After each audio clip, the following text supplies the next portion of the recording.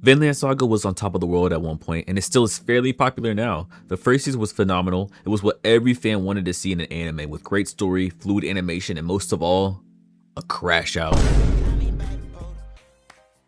Yeah, our cute little MC right here is a D1 crash out. Now peep game though, his reason is valid. He was son of Thor's and he was forced to watch his dad get murked. I mean, his father aura farmed until the very end. Piccolo would be very proud. But with that, we got one of the best anime screens that would soon later turn into some of the best edits on TikTok. Now, following the story of Thorfinn with his only goal in life is to get back.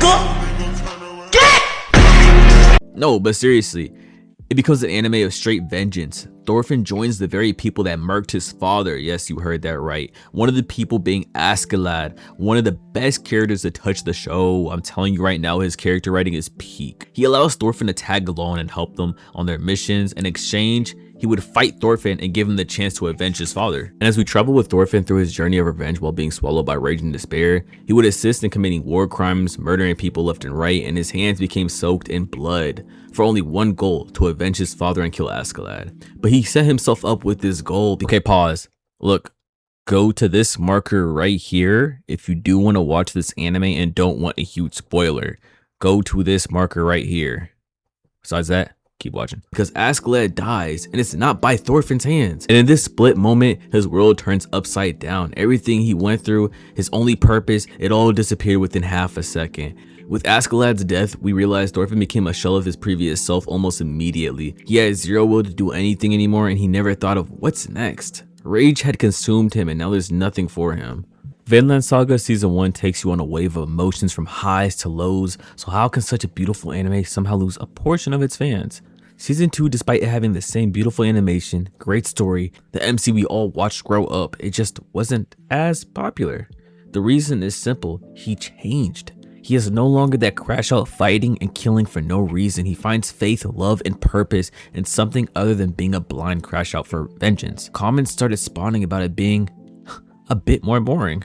There was a major tone shift from revenge to reflection. While in Season 1 we were blessed with action non-stop and it had the viewers, myself included, on the edge of our seats, but starting Season 2, people expected the same energy, but it was vastly different. The pacing was slow, it was more introspective, focusing on Thorfinn's guilt, trauma, and search for peace. It just didn't reel in that original audience fully. I find a story like this to be beautiful, with amazing character development and many more desirable aspects. Vinland Saga found itself being put in the GO conversations of the NPC. These are my top 5 manga series. If you know, you know. Delving into Season 2 more, Thorfinn becomes a slave on a farm and leads a very mundane life, just walking through the motion with no real will or want for anything anymore. He has mental battles with the people and crimes he committed in the past, and being in a place like that for the first time, he is met with humility and learning other skills than just killing. The farmland arc is essentially a rebirth for our boy Thorfinn. He begins to think about building a better life and helping others rather than killing. While on his journey to redemption, he comes across people and places that he himself had an effect on while he was young and reckless. It's all beautiful storytelling on becoming a true warrior, even better than his father, for he was told a real warrior does not need a sword. The slow-paced season of growth and seeking something on a higher level can feel like a drag to some and art to others. I encourage my fellow fans to put people on, and for the ones that didn't give it a try, open up that browser one more time and give it a chance.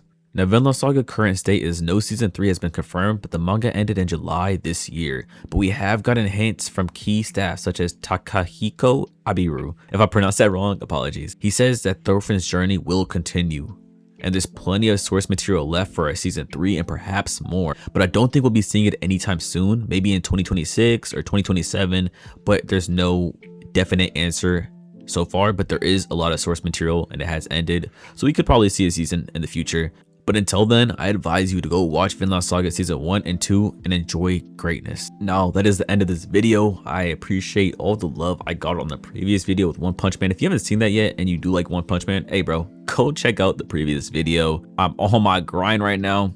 I will see you guys potentially next week with another video. Peace out.